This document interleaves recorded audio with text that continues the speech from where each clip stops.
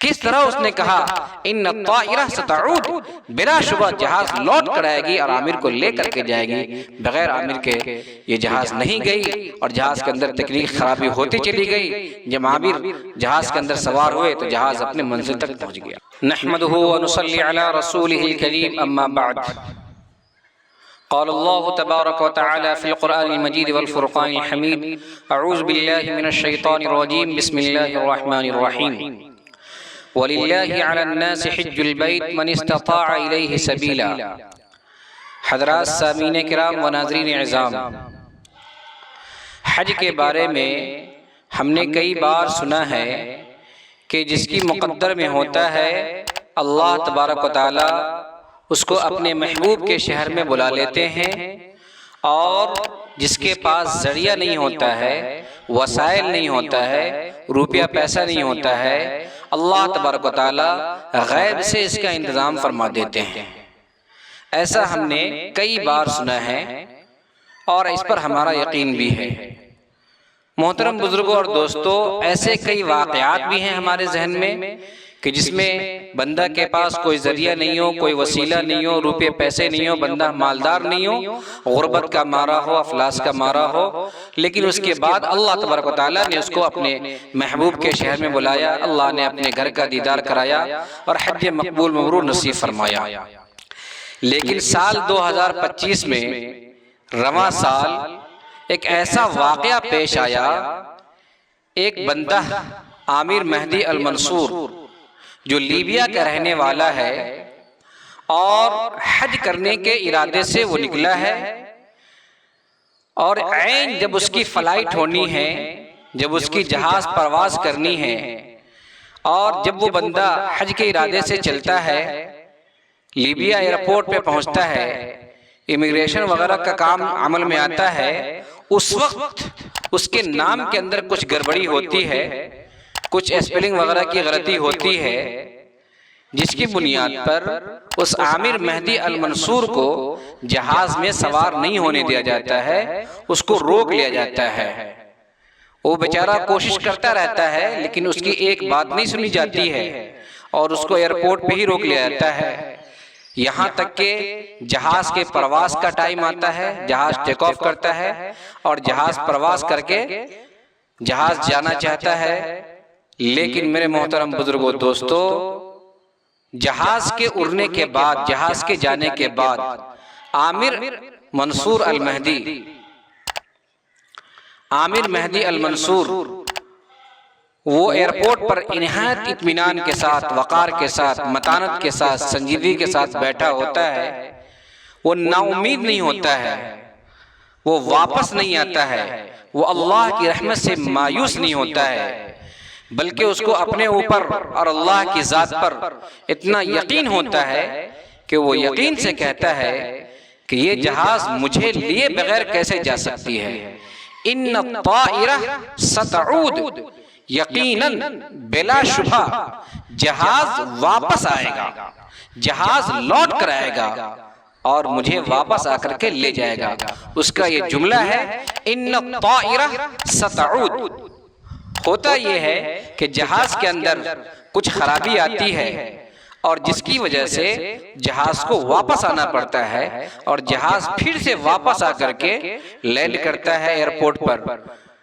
پھر جہاز کے عملہ اس معمولی خرابی جو ہوتی ہے اس خرابی کو دور کرتے ہیں، اور دور کرنے کے بعد پھر جہاز کو اڑانے کی کوشش کرتے ہیں۔ عامر مہدی منصور پھر سے جاتا ہے جہاز کے عملہ اور کہتا ہے کہ مجھے لے لو اور مجھے جہاز پر سوار کر لو، مجھے جانے دو، میرے نام کی گڑبڑی کی وجہ سے مجھے حج سے مت روکو۔ لیکن ایئرپورٹ کا عملہ عامر مہدی کو جانے کی اجازت نہیں دیتا۔ پھر عامر مہدی اپنی جگہ پر ایئرپورٹ پر آ کر کے بیٹھ جاتا ہے، لیکن واپس نہیں آتا، نا امید نہیں ہوتا، اور جہاز پھر سے دوبارہ پرواز کرتی ہے۔ جہاز کے اندر پھر خرابی آتی ہے، جہاز پھر سے واپس لوٹ کر کے آتی ہے۔ یہ معاملہ 2 بار ہوتا ہے۔ تیسری مرتبہ جہاز کا عملہ اور جہاز کا پائلٹ قسم کھا کر کہتا ہے کہ میں عامر کو لیے بغیر نہیں جاؤں گا۔ اسی کے نہ سوار ہونے کی وجہ سے جہاز کے اندر تکنیکی خرابی ہو جاتی ہے۔ چنانچہ عامر کو بلایا جاتا ہے، اس کے ساتھ خوشیاں منائی جاتی ہے، سیلفیاں لی جاتی ہے، اس کے فوٹوز لیے جاتے ہیں، اور خوشی خوشی عامر سوار ہوتے ہیں جہاز پر، اور پھر جہاز اپنی منزل تک رواں دواں ہوتی ہے۔ اور اس مرتبہ جب عامر سوار ہیں جہاز پر، جہاز کے اندر کوئی خرابی نہیں ہوتی، جہاز اپنی منزل تک پہنچ جاتا ہے۔ میرے محترم بزرگوں دوستو، یہ واقعہ سوشل نیٹ ورک پر پورے طور پہ گردش میں ہے، اور ہندوستان کے اندر اے بی پی نیوز نے بھی اس واقعہ کو بیان کیا ہے۔ میرے محترم بزرگوں دوستو، ذرا غور کریں، عامر کا ایمان کیسا تھا، اللہ پر یقین کیسا تھا، توکل کیسا تھا، بھروسہ کیسا تھا،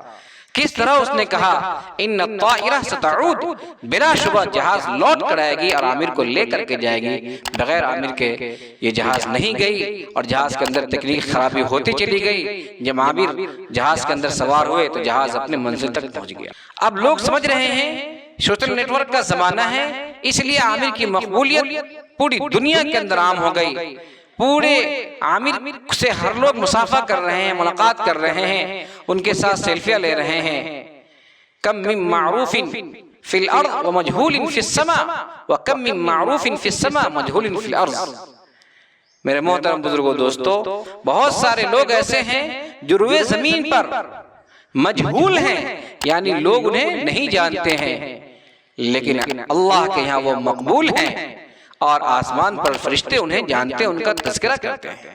اور بہت سارے لوگ ایسے ہیں جو روئے زمین پر خوب مقبول ہیں، پسندیدہ ہیں، لوگ انہیں خوب جانتے ہیں، لیکن آسمان پر انہیں کوئی نہیں جانتا۔ لوگوں کے ذہن میں یہ خاکہ ہے کہ کوئی ایک کرتا پجامہ والا ہوگا، کوئی ایک ٹوپی والا ہوگا، دستار باندھے ہوا ہوگا، ہاتھوں میں تسبیح کھٹکھٹا رہا ہوگا، لمبی لمبی ان کی داڑیاں ہوں گی، اور وہ متقی اور پرہیزگار اللہ والا ہوگا۔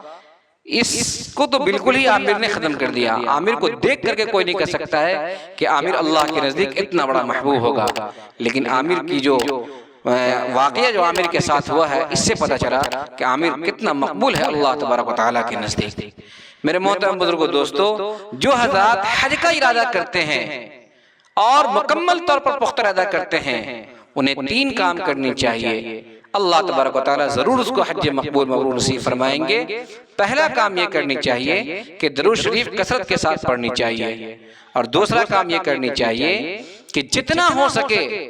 اتنا روپیہ ماہانہ حج کے نام سے جمع کرنی چاہیے۔ 100 روپے کا ہی مہینہ صحیح، 50 روپے کا ہی ماہانہ صحیح، لیکن حج کے نام سے الگ فنڈ بنا کر کے الگ جمع کرنی چاہیے۔ اور تیسرا کام یہ کرنی چاہیے کہ اللہ سے دعا کرنی چاہیے، اللہ تبارک و تعالیٰ ضرور بالضرور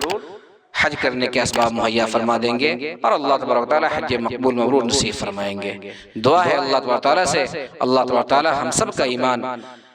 خوب قوی بنائے، اور عامر کی طرح اللہ پر توکل اور یقین اور بھروسہ کرنے کی توفیق عطا فرمائے۔